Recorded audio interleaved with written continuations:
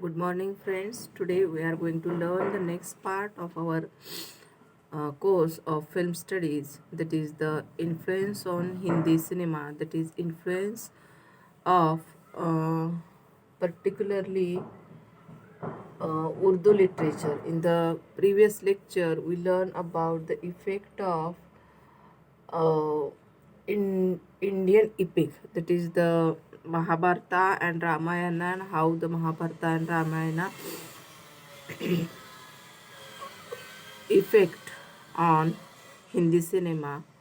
If we see various movies which are having reference of uh, scenes from Mahabharata or the stories from Mahabharata or the characters from Mahabharata or Ramayana, and also the effect of Indian epic has a lot on Indian cinema, particularly the Hindi cinema as well, and the cinemas in other languages also. See the introductory part. That is, the language of Hindi films has evolved since the first talkie Alam Ara in 1931, based on a Parsi play. The golden age of Hindi cinema that blossomed with the studio era of the 1950s and ebbed by the late 1970s is one of India's greatest artistic achievements. During that time, Hindi films could hardly be called Hindi films, rather Hindustani, a mixture of Urdu and Hindi. If we see, before Urdu literature, there is effect of Parsi theatre and Parsi literature on the cinema. Hindi and Urdu was the lingua franca of the silver screen, a reflection of a country unified by a fascinatingly diverse heritage with the linguistic influences from Sanskrit, Farsi, Bengali, Arabic, Punjabi, and a myriad of others. To anyone unfamiliar with the distinction between Urdu and Hindi, there are no hard and fast rules. What many call Hindi, others would call Urdu. But most everyone can appreciate their structural and grammatical similarity. Any attempt to divide them is based on the root origins of the vocabulary intermingled with what is generally a highly homologous syntax. Urdu vocabulary tends to draw upon words of Farsi or occasionally Arabic and Turkish origin and Hindi vocabulary is generally derived from Sanskrit or regional dialects. But don't be fooled into thinking any word belongs to another language or those of a particular religion. Hindustani may vary speaker to speaker, community to community, but the language is all encompassing. So, there is the impact of Urdu in the Indian mainstream can be no better summed up by the famous words of our freedom struggle इनकलाब जिंदाबाद और सरफरोशी की तमन्ना अब हमारे दिल में है. Controversial arguments have been made relating the decline in popularity to links with Pakistan, which adopted Urdu as its official language. Yet in Hindi films for decades, the legacy of Urdu poetry continued to flourish in India as the pinnacle of culture and expression. So, Hindi language and Urdu language has having a lot effect on Indian cinema. Indeed, despite enormous gaps in literacy across the country, some of the most popular songs of that era amazingly contain the most complex Urdu based vocabulary. Perhaps one reason is that the Hindi film songwriters themselves were trained in the art of Urdu poetry.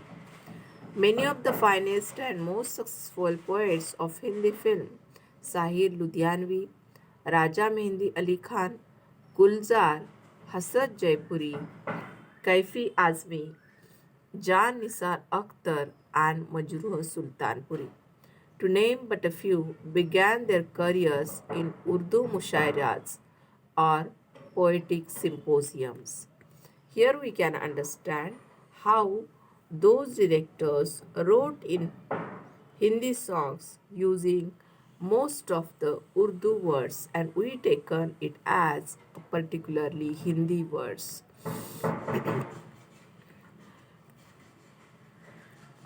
It would seem more than mere coincidence that their artists came to dominate film lyrics.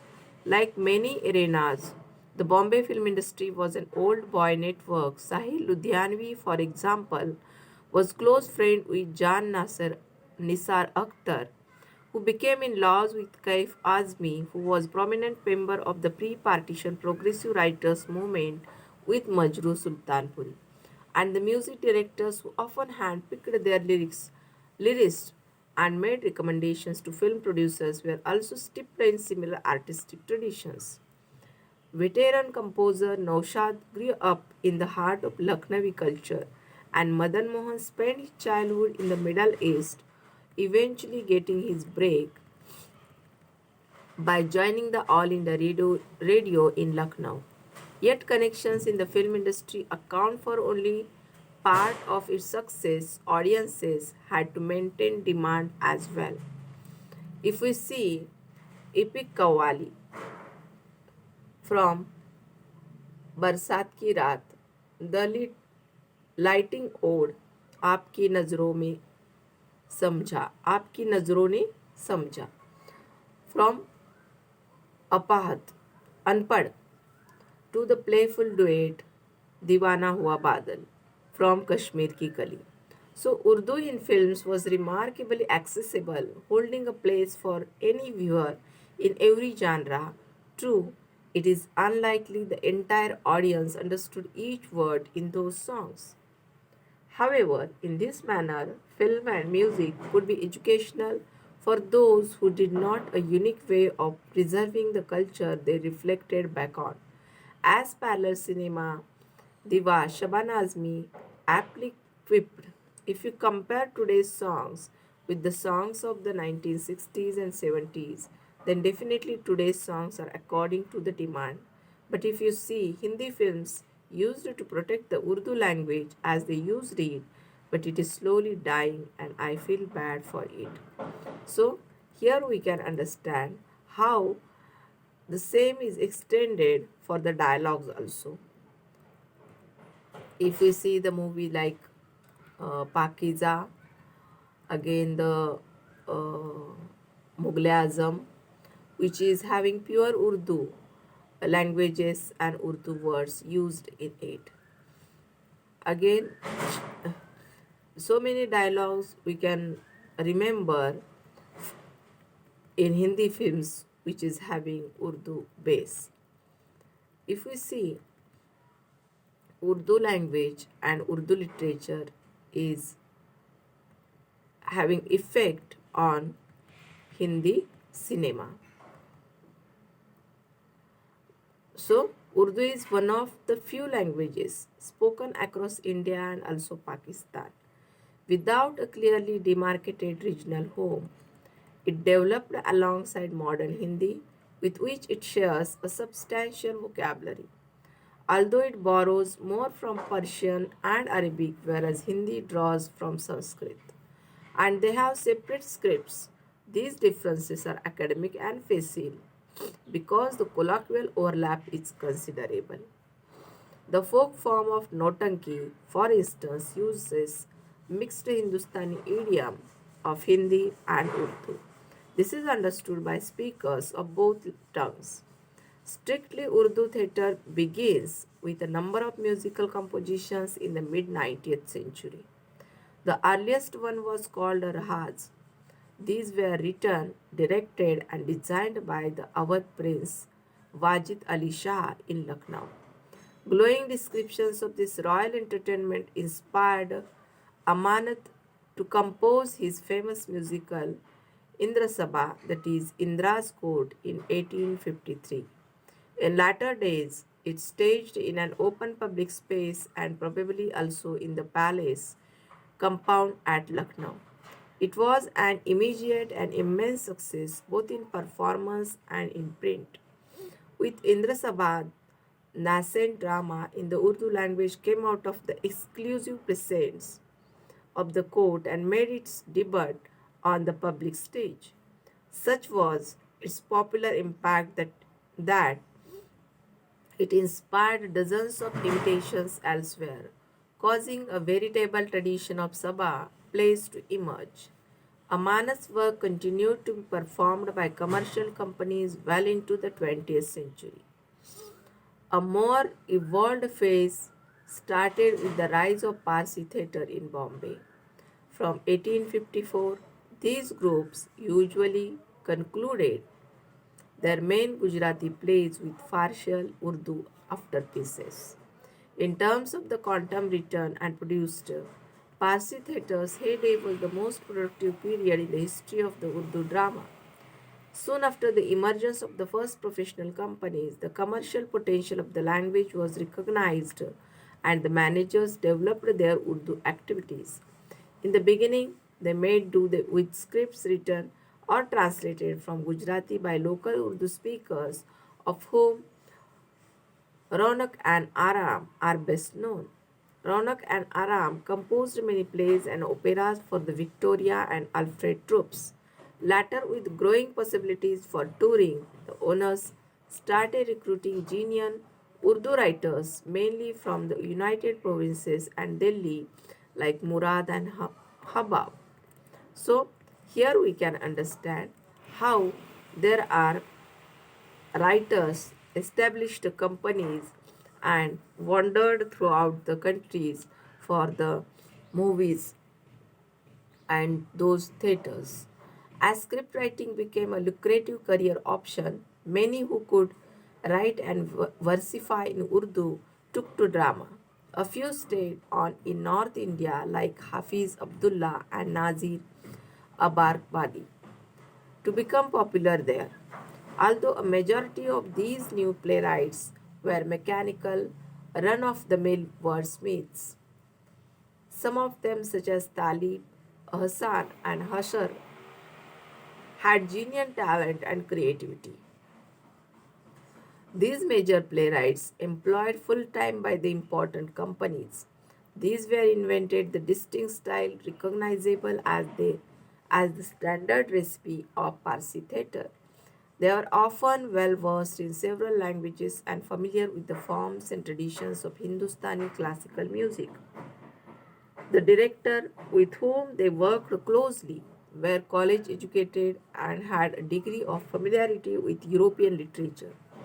Under their influence, Urdu drama became technically better constructed and acquired a significantly greater sense of the theatrical than the Rahas and Sabha composition.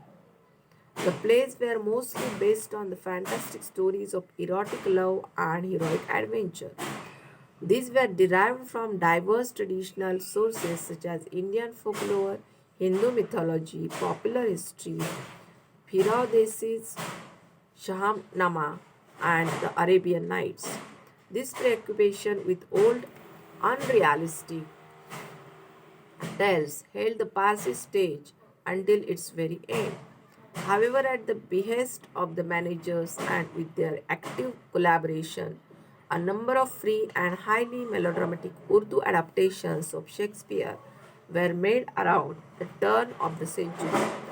Afterwards, as nationalist sentiments against colonial domination intensified, original drama of religious, social, and sometimes patriotic important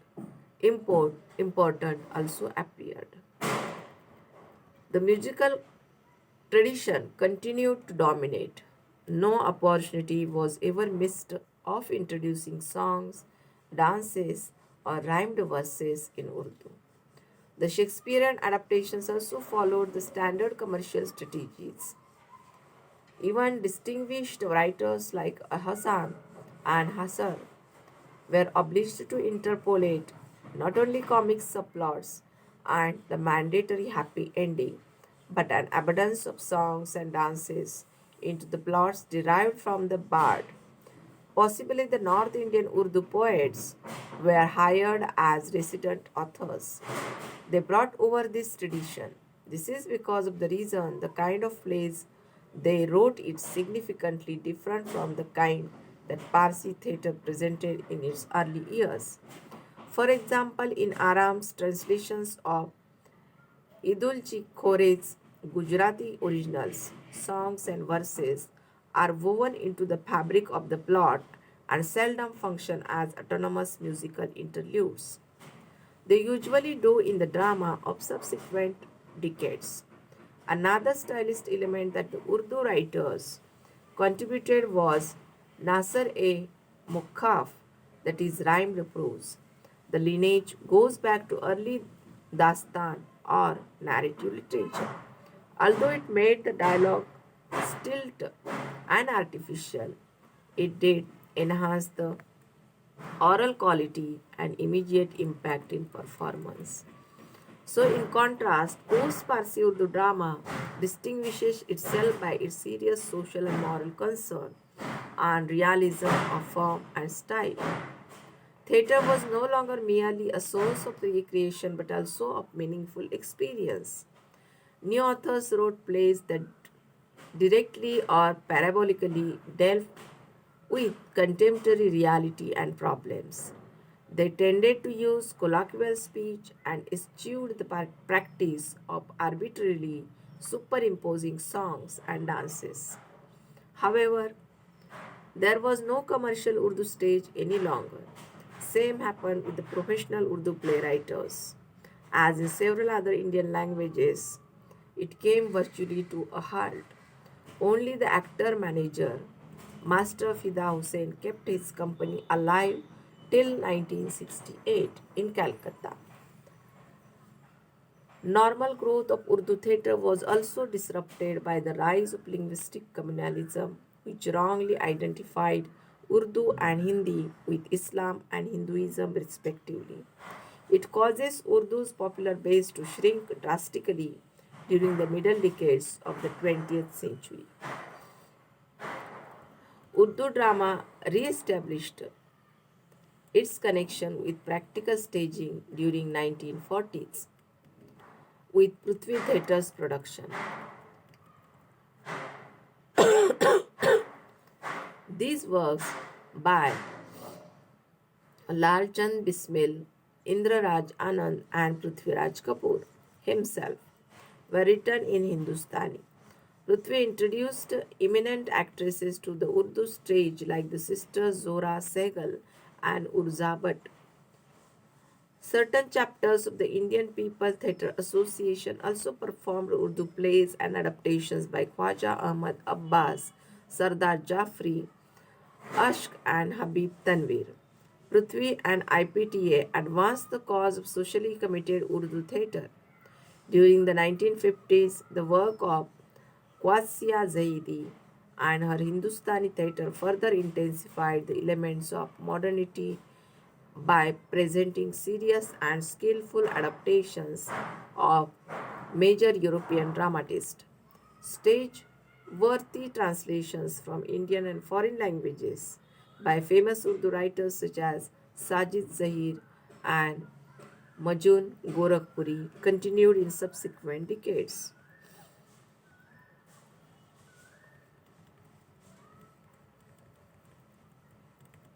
For a period, Urdu theatre also witnessed a revival of the musical form mainly associated with Shaila Bhatia and her Delhi Art Theatre.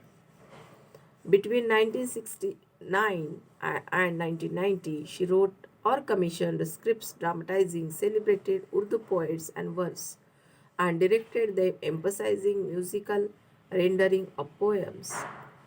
Her productions of Galib Kaun Hai, that is Who is Galib, in 1969 by S.M. Mehendi and Ye Ishq Nahi Asa, that is This Love Isn't Easy in 1980 and Amir Khusro in 1987 proved highly popular with lovers of Urdu poetry, but all of these were dramatically weak. In recent years,